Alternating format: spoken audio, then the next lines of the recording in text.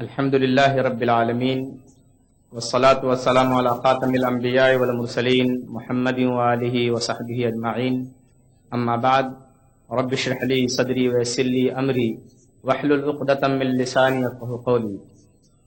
برادران اسلام، درس قرآن کی اس نشست میں آپ تمام حضرات کا پرتپاک استقبال کرتا ہوں۔ السلام علیکم ورحمۃ اللہ وبرکاتہ۔ درس قرآن سے متعلق جو صورت ہے وہ سورۃ العلق، سورہ نمبر 96۔ اس کا ایک حصہ گزشتہ ہفتے بیان کیا جا چکا ہے۔ شروع کی 5 آیتیں اور اس کی تفسیر بیان کی جا چکی ہیں۔ باقی جو 14 آیتیں ہیں آج انشاءاللہ ان کا ترجمہ اور ان کی تفسیر بیان ہوگی۔ بسم اللہ الرحمن الرحیم۔ اللہ کے نام سے شروع کرتا ہوں جو بڑا مہربان نہایت رحم کرنے والا ہے۔ کلا ان الانسان لیطغی، سچ مچ انسان آپے سے باہر ہو جاتا ہے۔ ان رآہ استغنی، اس لیے کہ وہ اپنے آپ کو بے پرواہ سمجھتا ہے۔ ان الی ربک الرجعی، بے شک تجھے اپنے رب کے پاس لوٹ کر جانا ہے۔ ارأیت الذی ینہی، بھلا تو نے اس شخص کو دیکھا جو روکتا ہے۔ عبدا اذا صلی، ایک بندے کو جب کہ وہ نماز پڑھتا ہے۔ ارأیت ان کان علی الہدی، تمہارا کیا خیال ہے اگر وہ ہدایت پر ہو۔ او امر بالتقوی، یا وہ پرہیزگاری کا حکم دیتا ہو۔ ارأیت ان کذب وتولی، تمہارا کیا خیال ہے اگر وہ جھوٹلاتا ہو اور ایمان سے منہ پھیرتا ہو۔ الم یعلم بان اللہ یری، کیا وہ نہیں جانتا کہ بے شک اللہ دیکھ رہا ہے۔ کلا لئن لم ینتہی لنسفعا بالناصیہ، ہرگز نہیں، اگر وہ اس سے باز نہیں آیا تو ہم اس کی پیشانی پکڑ کر گھسیٹیں گے۔ ناصیۃ کاذبۃ خاطئہ، ایسی پیشانی جو جھوٹی خطا کار ہے۔ فلیدع نادیہ، وہ بھی اپنی قوم کو بلا لے۔ سندع الزبانیہ، ہم بھی آداب کے فرشتوں کو بلا لیں گے۔ کلا لا تطعہ واسجد واقترب، خبردار تم اس کی بات بالکل نہ ماننا اور سجدہ کر اور رب سے قریب ہو جا۔ یہ جو آخری 14 آیتیں سورہ علق کی پڑھی گئیں، ان آیتوں کی جو شان نزول ہے، جو بیک گراؤنڈ ہے، جو اس کا پس منظر ہے، اس سے بات پوری طرح سے سمجھ میں آتی ہے۔ شروع کی 5 آیتیں سب سے پہلے نازل ہوئیں اور یہ آیتیں بعد میں نازل ہوئیں، اور پھر ان آیتوں کو اس صورت کے اندر شامل کر دیا گیا۔ پہلی 5 آیتوں کے ساتھ ان 14 آیتوں کو شامل کر دیا گیا، رکھ دیا گیا۔ اس کا خلاصہ یہ ہے کہ ابو جہل، جس کا نام ابو الحکم عمرو ابن ہشام تھا، ابو جہل کے معنی آتے ہیں نادانی کا باپ، جہالت کا باپ۔ اسلام کے خلاف وہ اتنی غلاظت اور گندگی بکتا تھا جس کی وجہ سے اس کا نام ابو جہل پڑ گیا، یعنی نادانی کا باپ، جہالت کا باپ، حالانکہ اس کا نام ابو الحکم عمرو ابن ہشام تھا۔ یہ محمد صلی اللہ علیہ وسلم کو نماز پڑھنے سے روکتا تھا۔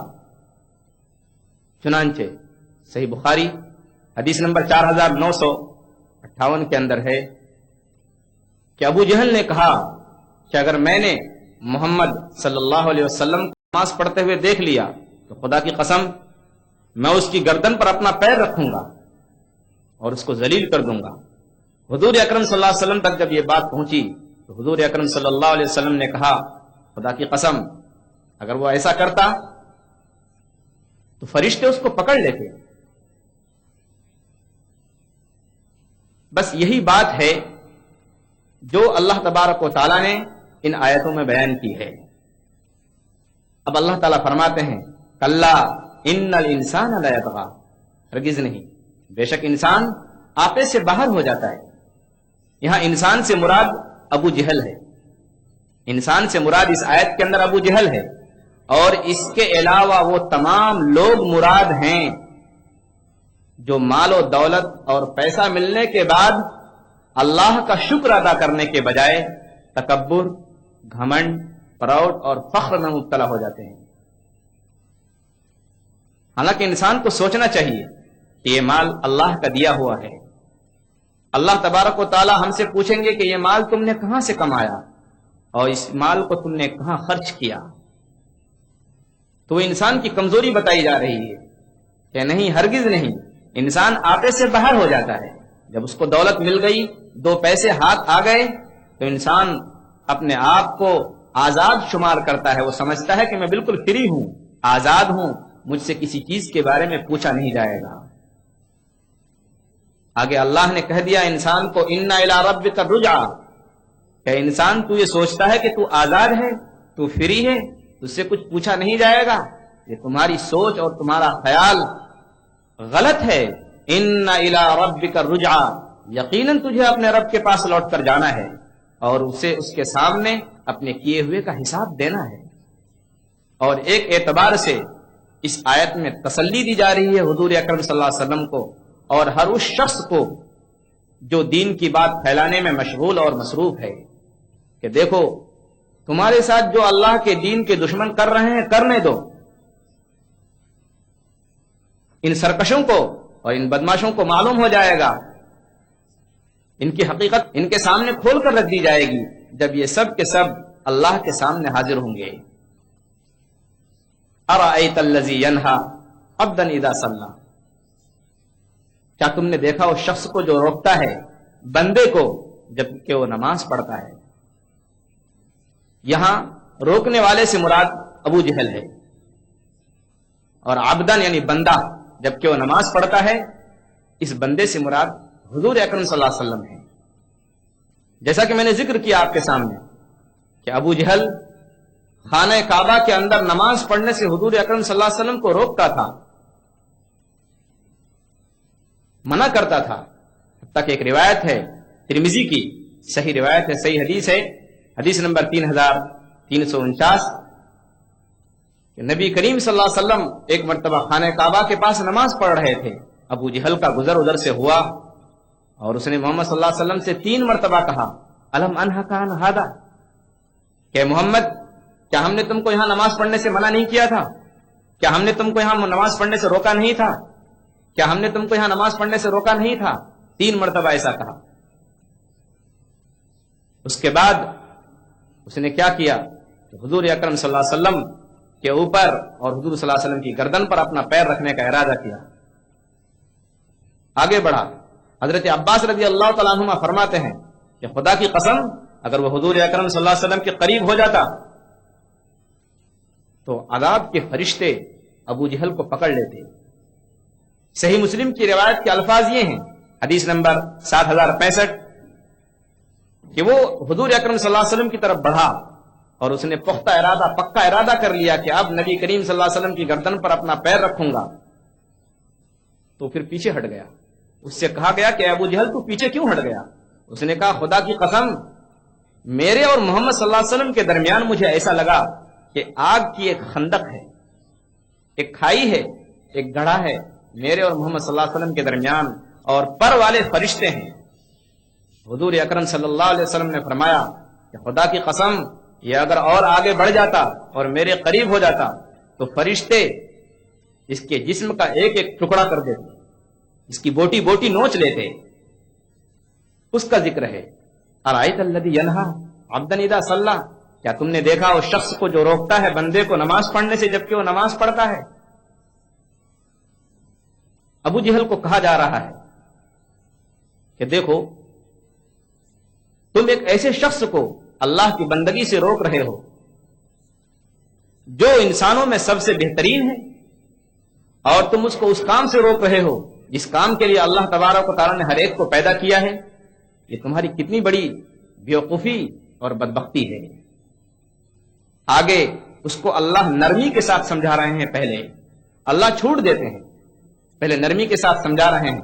ارائیت ان کان علی الہدی او امر بالتقوی، تمہارا کیا خیال ہے ابو جہل تمہارا کیا خیال ہے اس شخص کے بارے میں جو ہدایت پر ہے یا وہ اچھی بات اور پرہیزگاری کی بات کا حکم دیتا ہے؟ یعنی ابو جہل سے کہا جا رہا ہے کہ ابو جہل، جس شخص کو تم جھوٹا بتا رہے ہو، جس شخص کو تم نماز پڑھنے سے روک رہے ہو، تمہارا کیا خیال ہے کہ اگر وہ شخص ہدایت پر ہو اور سیدھی راہ پر ہو اور تقوی اور پرہیزگاری کا حکم دیتا ہو، تو اگر تم ایسے شخص کو اللہ کے گھر کے قریب ہونے سے روکتے ہو اور نماز پڑھنے سے روکتے ہو، یہ تمہاری بدقسمتی کی انتہا ہے۔ اور آگے یہ بھی ابو جہل کو کہا جا رہا ہے کہ ابو جہل ذرا سوچو تو صحیح کہ اگر ایک شخص توحید کا حکم دیتا ہے، تقوی کی لوگوں کو تعلیم دیتا ہے، پرہیزگاری کا لوگوں کو حکم دیتا ہے، ایسی چیز جس کے اختیار کرنے سے انسان جہنم کی آگ سے بچ سکتا ہے، تو کیا نماز پڑھنا، اچھی بات کا حکم دینا، یہ چیزیں ایسی ہیں جن کی مخالفت کی جائے اور اس پر اس کو دھمکی دی جائے؟ اس کو نرمی کے ساتھ سمجھایا جا رہا ہے کہ ابو جہل، جس شخص کو تم روک رہے ہو وہی اگر ہدایت پر ہے، پھر اس کو ڈانٹنا، اس کو دھمکی دینا، یہ تمہاری کتنی بڑی بیوقوفی کی بات ہے۔ ارأیت ان کذب وتولی الم یعلم بان اللہ یری، تمہارا کیا خیال ہے کہ اگر وہ جھٹلاتا ہو، یعنی ابو جہل، اور ایمان سے منہ موڑتا ہو؟ اب یہاں ابو جہل کے بارے میں بات ہو رہی ہے کہ بھلا بتاؤ کہ ابو جہل نبی صلی اللہ علیہ وسلم کو جھوٹا بتا رہا ہے، ایمان سے بھی منہ موڑ رہا ہے، تو کیا اس کو اتنی بھی بات نہیں معلوم؟ الم یعلم بان اللہ یری، اس کو اتنا بھی نہیں معلوم کہ اللہ تبارک و تعالی ابو جہل کی بات سن رہا ہے، اس کا کلام سن رہا ہے، اور وہ جو نبی کریم صلی اللہ علیہ وسلم کو تکلیفیں دے رہا ہے، یہ سب چیزیں اللہ دیکھ رہا ہے، تو کیا اس کو اتنی بھی خبر نہیں کہ اللہ تبارک و تعالی اس کو پنشمنٹ دیں گے، اس کو اس کی سزا دیں گے؟ الم یعلم بان اللہ یری، کیا وہ نہیں دیکھتا، کیا وہ نہیں جانتا کہ اللہ تبارک و تعالی اس کی ہر چیز کو دیکھ رہا ہے؟ یہاں تک نرمی کا انداز تھا، اب آگے اللہ تبارک و تعالی دھمکی دے رہے ہیں، سختی کا لہجہ اور رویہ اختیار فرما رہے ہیں۔ کلا لئن لم ینتہی لنسفعا بالناصیہ، ایک ایک لفظ پر غور کرنے کی ضرورت ہے، ایک ایک لفظ سے اللہ کا غصہ اور اللہ کا غضب آپ کو ظاہر ہوتا ہوا نظر آئے گا۔ اللہ کیا کہہ رہے ہیں؟ کلا، ہرگز نہیں، لئن لم ینتہی، اے محمد اگر یہ شخص تجھ کو نماز پڑھنے سے منع کرنے میں باز نہیں آیا، اور اگر یہ شخص تم کو تکلیف پہنچانے سے باز نہیں آیا، تو سن لو لنسفعا بالناصیہ، تو ہم اس کی پیشانی کے بال کو پکڑ کر گھسیٹیں گے۔ یہ وہی بات ہے جو اللہ تبارک و تعالیٰ نے سورہ رحمان سورہ نمبر 55 آیت نمبر 41 کے اندر بیان فرمایا ہے مجرموں کے بارے میں، یعرف المجرمون بسیماہم فیؤخذ بالنواصی والاقدام، کہ اس دن، قیامت کے دن، جتنے مجرم لوگ ہیں، جتنے گناہگار لوگ ہیں، ان کے چہروں سے پہچان لیا جائے گا، یہ لوگ مجرم ہیں، یہ گناہگار ہیں، یہ اللہ کے باغی ہیں، یہ اللہ کے ساتھ دشمنی کرنے والے لوگ ہیں، یہ اللہ کے دین کے دشمن ہیں، یہ اللہ کے نبی کے دشمن ہیں، یہ قرآن کے دشمن ہیں۔ پیشانی پکڑ کر ان لوگوں کی اور ان کے پیروں کو پکڑ کر گھسیٹ کر پھر جہنم میں ڈال دیا جائے گا۔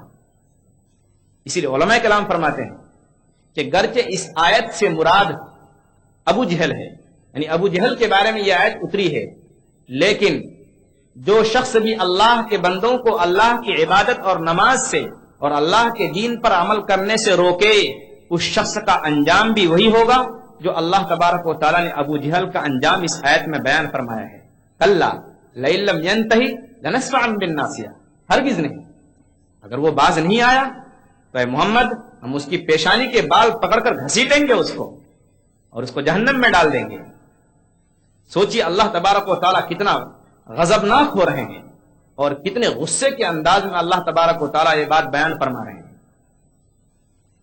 کہ اگر وہ باز نہیں آیا اور تم کو تکلیف پہنچانے سے روکا نہیں تو تم فکر مت کرو، ہم اس کی پیشانی کے بال پکڑ کر اس کو گھسیٹیں گے اور اس کو جہنم میں ڈال دیں گے۔ پیشانی یہ ایسی چیز ہے جو انسان کے جسم کے اندر سب سے زیادہ عزت والی چیز یہ پیشانی ہے، یہ فور ہیڈ ہے، سب سے زیادہ عظمت والی چیز یہ پیشانی ہے. یہ پیشانی صرف اللہ نے اس لیے بنائی ہے، اس لیے انسان کو دی ہے تاکہ یہ صرف اللہ کے سامنے جھکے، یہ صرف اللہ کے سامنے جھکے، کسی اور کے سامنے نہ جھکے. امام قرطبی رحمۃ اللہ علیہ نے ایک بات بیان فرمائی ہے، وہ بھی آپ سنتے چلیے کہ اللہ تبارک و تعالیٰ نے یہاں جسم کے دوسرے حصے کو چھوڑ کر یہ کیوں کہا کہ اگر ابو جہل رکا نہیں، اس نے نہ مانا تو ہم اس کی پیشانی کے بال پکڑ کر گھسیٹیں گے، ایسا کیوں کہا؟ عربی زبان میں ایک محاورہ ہے، یعنی جب کسی شخص کو ذلیل کرنا مقصود ہو، رسوا کرنا مقصود ہو، تو عرب کے لوگ اس کی پیشانی پکڑ لیتے تھے. جس کی پیشانی پکڑ لی گئی تو اس کا مطلب یہ ہے کہ وہ شخص ذلیل ہو گیا، وہ شخص رسوا ہو گیا. تو اللہ تبارک و تعالیٰ نے اس شخص کو رسوا کیا اور کیا فرمایا کہ اگر وہ باز نہیں آیا تو ہم اس کی پیشانی کے بال پکڑ کر اس کو گھسیٹیں گے اور جہنم میں ڈال دیں گے. اور آگے پیشانی کا ذکر کس طرح سے کر رہے ہیں کہ ابو جہل کی پیشانی ایسی ویسی پیشانی نہیں، ناسیت کاذبۃ خاطئہ، ایسی پیشانی جو بالکل جھوٹی ہے، خطا کرنے والی ہے. کیا مطلب اس کا؟ اس آیت کا مطلب یہ ہے کہ ابو جہل کی پیشانی اپنی بات میں جھوٹی ہے اور اپنے قول اور فعل میں خطا کار ہے. مطلب یہ ہے کہ جو پیشانی اپنے پیدا کرنے والے کے سامنے نہ جھکے اور دوسروں کو دوسری جھکنے والی پیشانیوں کو جھکنے سے روکے، اس پیشانی کے جھوٹی ہونے میں اور گناہگار ہونے میں کیا شک اور شبہ ہے؟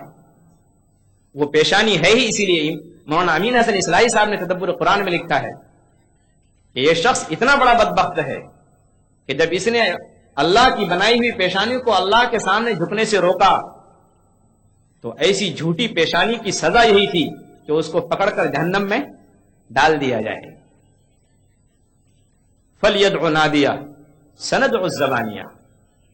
اب آگے اللہ تبارک و تعالی کہہ رہے ہیں کہ ابو جہل اپنی قوم والوں کو، اپنے مددگاروں کو، اپنے سپورٹروں کو، اپنی مجلس والوں کو بلا لے.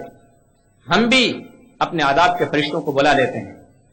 یہ اس وقت کی بات ہے جب ابو جہل نے، جیسا کہ صحیح ترمذی کی روایت ہے 3349 کہ جب ابو جہل نے حضور اکرم صلی اللہ علیہ وسلم سے کہا تھا کہ اے محمد، تم کو معلوم ہے کہ اس علاقے میں اور اس ایریے میں اور اس وادی میں جتنے سپورٹر میرے ہیں، جتنے میرے مددگار ہیں، اتنے تمہارے نہیں ہیں، تو میں تم کو تباہ اور ہلاک کر کے رہوں گا، تم کو کوئی بچا نہیں سکتا. جب یہ بات اس نے کہی تو اللہ نے بھی چیلنج کیا، فَلْيَدْعُ نَادِيَهُ. ابو جہل دھمکی دے رہا ہے، ابو جہل ڈرا رہا ہے محمد صلی اللہ علیہ وسلم کو. تو محمد صلی اللہ علیہ وسلم نے بھی سختی سے جواب دیا کہ تم بھی بلا لو. کس طرح سے اللہ نے کہا کہ اللہ نے کیا کہہ دیا؟ سند الزبانیہ، کہ اے ابو جہل تم کو گھمنڈ ہے اپنے طاقت پر، اپنی قوت پر اور اپنے فورس پر، تو تم اپنی مجلس والوں کو بلا لو. سند الزبانیہ، ہم بھی اپنے فورس کو، اپنے عذاب کے فرشتوں کو بلا لیں گے. اللہ تبارک و تعالیٰ نے یہ چیلنج کیا ہے ان تمام لوگوں کو جو اللہ کے دین کے دشمن ہیں، جو سرکش ہیں، جو باغی ہیں اور جو حضور اکرم صلی اللہ علیہ وسلم کے دشمن ہیں. سب کو چیلنج کیا کہ اگر کسی کو اپنی طاقت پر بھروسہ ہے، اپنی قوت پر بھروسہ ہے، اپنی فورس، اپنی فوج پر بھروسہ ہے، تو وہ اپنی فوج کو بلا لے. ہم بھی اپنی فوج کو بلا لیتے ہیں، اپنی پولیس کو بلا لیتے ہیں. چنانچہ آپ جانتے ہیں کہ اللہ تبارک و تعالیٰ نے جو یہ چیلنج کیا تھا، اس چیلنج کا عملی ٹیسٹ اور امتحان سب سے پہلے غزوہ بدر کے موقع پر پیش آیا، جہاں دنیا نے دیکھ لیا کہ گنے چنے مسلمان جو مٹھی پر مسلمان تھے، بے سر و سامان تھے، ان لوگوں نے قریش کے لوگوں کی پوری طاقت اور گھمنڈ کو مٹی میں ملا دیا اور اپنی جان کی بازی لگا دی، یہ کہتے ہوئے جیسا کہ شاعر نے کہا ہے کہ سرفروشی کی تمنا اب ہمارے دل میں ہے، سرفروشی کی تمنا اب ہمارے دل میں ہے، دیکھنا ہے زور کتنا بازو قاتل میں ہے.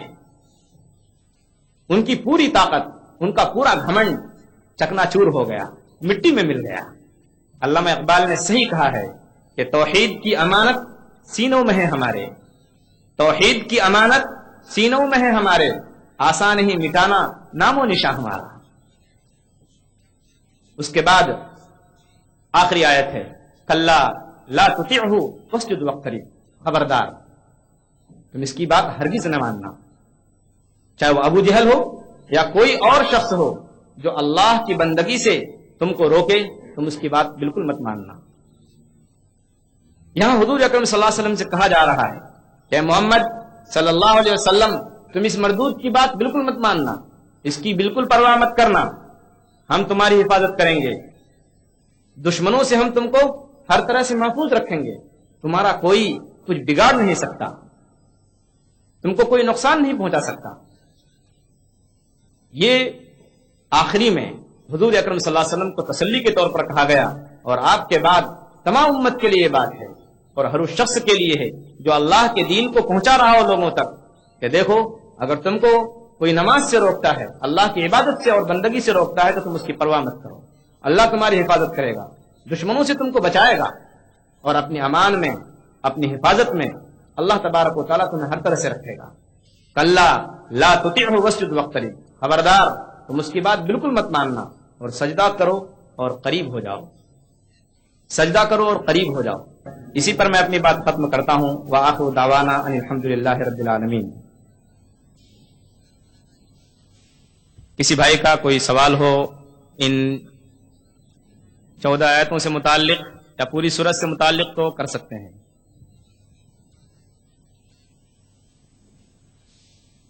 السلام علیکم۔ وعلیکم السلام ورحمۃ اللہ وبرکاتہ۔ اس صورت میں سجدے تلاوت ہے، اور آپ نے ابھی دعا تو بتائی سجدے میں پڑھنے کی۔ میرا سوال اسی سے متعلق ہے کہ کیا یہ تلاوت اگر کوئی کرتا ہے یا کوئی کیسٹ وغیرہ سے سنتا ہے تو کیا اسے فوراً ادا کر لینا چاہیے سننے والے کو؟ اور اس کے جو سجدہ ہے اس کے لیے مطلب جو نماز کے لیے شرطیں ہیں وضو وغیرہ، کیا یہ بھی ہونا ضروری ہے؟ ذرا اس بارے میں تفصیل سے بتائیں۔ بھائی صاحب نے سوال بھی تفصیلی کیا اور جواب بھی لمبا مانگا ہے، وقت بہت کم ہے، پھر بھی میں جواب دیتے چلتا ہوں۔ پہلا سوال بھائی صاحب کا یہ ہے کہ سجدے کے بارے میں جو کچھ بتایا گیا، تو کیا سجدے کی آیت سننے کے بعد جیسے ٹیپ ریکارڈ وغیرہ سے سنے سجدے کی آیت تو فوراً سجدہ کرنا چاہیے یا تاخیر بھی ہو سکتی ہے؟ تو ٹیپ وغیرہ سے سن کر، ویڈیو کیسٹ وغیرہ سے سن کر سجدے کی آیت سجدہ کرنا واجب نہیں ہے، یعنی سجدہ واجب نہیں ہوتا ہے، اس پر سجدہ ضروری نہیں ہے۔ اس کے علاوہ اگر کوئی قرآن پڑھ رہا ہے اور آپ سن رہے ہیں ڈائریکٹ، تو اس وقت سجدہ کرنا سنت ہے، یعنی پسندیدہ ہے، حضور اکرم صلی اللہ علیہ وسلم کی سنت ہے۔ اس کے علاوہ بھائی صاحب کا سوال یہ ہے کہ سجدہ فوراً کرنا چاہیے یا بعد میں تاخیر سے؟ ظاہر بات ہے ہر چیز اپنے وقت پر ہونی چاہیے۔ اگر سجدے کی آیت آپ نے تلاوت کی اس کے بعد فوراً سجدہ کرنا بہتر ہے، اور اگر تاخیر ہو گئی تو علماء کرام فرماتے ہیں کہ اتنی تاخیر ہو گئی جتنی میں آدمی کے پاس لمبا وقت نہ گزر جائے، اور اس لمبے کی مقدار بتائی ہے کہ 2 رکعت نماز جتنی دیر میں اطمینان کے ساتھ ادا کی جاتی ہے، اگر اتنا وقفہ ہو گیا تو یہ تاخیر نہیں ہے۔ اس سے زیادہ ہو گیا تو اس کا مطلب وہ لیٹ کر رہا ہے، سجدہ کرنے میں تاخیر ہو رہی ہے، لیٹ ہو رہی ہے، دیر ہو رہی ہے۔ تو اب اگر اس سے دیر ہو گئی اس سے زیادہ اور اس نے سجدہ نہیں کیا تو اس کی قضا نہیں ہے۔ رہا یہ سوال، یہاں ایک اختلافی مسئلہ انہوں نے پوچھا کہ اس کے لیے کیا ضروری ہے، طہارت یعنی پاکی، وضو، قبلہ، ستر وغیرہ۔ تو جمہور کی جو رائے ہے وہ میں بتا کر اپنی بات ختم کر دیتا ہوں، وقت ہو گیا ہے۔ جمہور کی رائے یہ ہے کہ نماز کے لیے جو شرطیں ہیں، پاک ہونا آدمی کا، باوضو ہونا، جگہ کا پاک ہونا، ستر کا ہونا، قبلے کی طرف منہ ہونا، یہ نماز کے صحیح ہونے کے لیے شرطیں ہیں، تو سجدے کے لیے بھی یہ شرط ہے۔ ہاں ایک بات ہے کہ مکروہ اوقات میں بھی، یعنی جیسے سورج نکلنے کے وقت، سورج ڈوبنے کے وقت، یا بالکل سورج جب بیچو بیچ ہو، اس وقت بھی آپ سجدے کی آیت تلاوت کرنے کے بعد سجدہ کر سکتے ہیں، یہ منع نہیں ہے۔ مجھے امید ہے کہ آپ مطمئن ہو گئے ہوں گے۔ اور اگر اختلافی بات پوچھنی ہو تو آپ لائبریری میں آ کر پوچھ سکتے ہیں، انشاءاللہ آپ کو ہم تفصیلی جواب بھی دیں گے۔